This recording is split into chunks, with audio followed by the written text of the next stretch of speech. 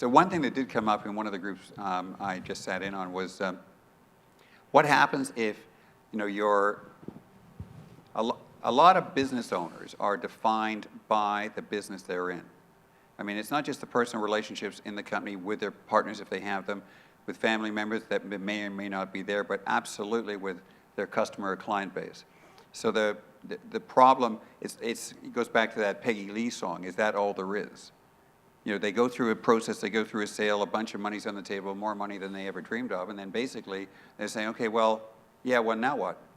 And there's kind of this empty void. So it's an interesting question as to what would you guys imagine your advice would be when somebody presents you with that concern, that that's the biggest impediment to them actually doing anything? Yeah, John, that is so key. It's so important because when somebody transitions a business, and particularly if they've been the founder, and there's been a lot of time since that day that they founded the business, and now they're facing an exit. And at first, you get attracted by the bright, shiny stars of money, a lot of money. But there's a couple of things going on that are super important to deal with. One is that you're likely going to lose your job. And for many of us, we find our identities in our work. And we're now facing the same issue, I guess, that many of us face when we face retirement. It's a change of identity. And secondly, you are giving your baby that you have nurtured from birth to some stage. And so this is like when the kids leave home, you're launching this to someone else. And then the third thing is, which you cover, of course, is now your cash flow situation is going to change likely as well. Your business is probably going to generate more cash flow than your investments unless you do spectacularly well with your investments or spectacularly poorly with your business. So in which case, of course, you wouldn't have any money to invest in the first place. Yeah. So not to answer your question, I'm just saying this is an important question. I know when I meet with somebody who's looking to sell their business, I talk about these things. It's super important to talk about and think about and address. Is getting out of business in your situation a wrong decision? Probably not. But face it up front. You're going to go through a grieving process. And we understand that, and we want to help you through a grieving process. But recognize that that's going to be true for most of you who exit a business. Particularly, as I said, if you were a founder, but even if you weren't. And so to do that well is to actually acknowledge it. Yeah. So, Dave.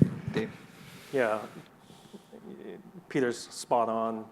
The other consideration now, again, going back to the fact in this M&A marketplace, vendors and owners actually has the upper hand just because there's so much capital. So it's tilted towards you guys. It is important. You have to also understand that you actually can have your cake and eat it too. So you can do a transaction and have the role, maybe post-deal, the role that you would like. The assumption there is you actually have had enough thought and self-reflection to know exactly what you want to do. So I'll give you a good example. She talked about it in a newspaper, so it's public. We helped Leslie Stowe sold her business a couple of years ago. Leslie Stowe Fine Foods, it's Raincoast Crisps. I don't know if any of you have had that. It's ridiculously expensive. It's like $1.50 a cracker when you think about the small box that it comes in. But talk about identity. I mean, the company's actually named after herself.